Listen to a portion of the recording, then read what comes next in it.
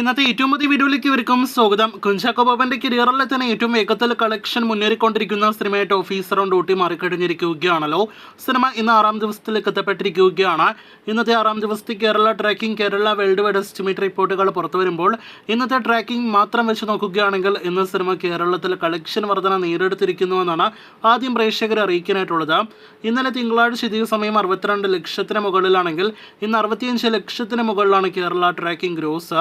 അപ്പോൾ ഇന്നലെ 1,40,00,000 കേരള ഗ്രോസ് വന്ന സിനിമയ്ക്ക് ഇന്ന് 1,50,00,000 കേരള ഗ്രോസ് വരുന്നതാണ്. സിനിമയുടെ ആകെ കേരള ഗ്രോസ് ഇന്നത്തോടെ 12 കോടി രൂപയ്ക്ക് മുകളിലേക്ക് എത്തപ്പെടുന്നതാണ്. ചാക്കോച്ചൻ സിനിമയുടെ കേരള ഷെയർ കളക്ഷൻ, അതായത് നിർമ്മാതാവിന് കേരളത്തിലെ തിയേറ്ററുകളിൽ നിന്ന് ലഭ്യമാക്കുന്ന തുക മാത്രം ഇന്നത്തോടെ 5 കോടി കടക്കാനായിട്ട് ഒരുങ്ങുകയാണ്.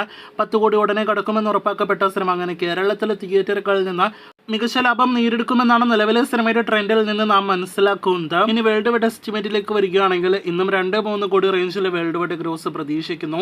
അങ്ങനെയെങ്കിൽ 24-25 കോടി റേഞ്ചിലേക്ക് ആകെ 6 ദിവസത്തെ officer on duty world wide gross collection എത്തുന്നതാണ്.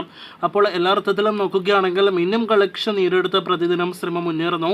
കാത്തിരിക്കും അടുത്ത ദിവസങ്ങളിൽ കളക്ഷനായിട്ട് ഒപ്പം തന്നെ സിനിമയുടെ കൂടുതൽ ബോക്സ് ഓഫീസ് നേട്ടങ്ങളുടെ വാർത്തകൾ കേട്ട്.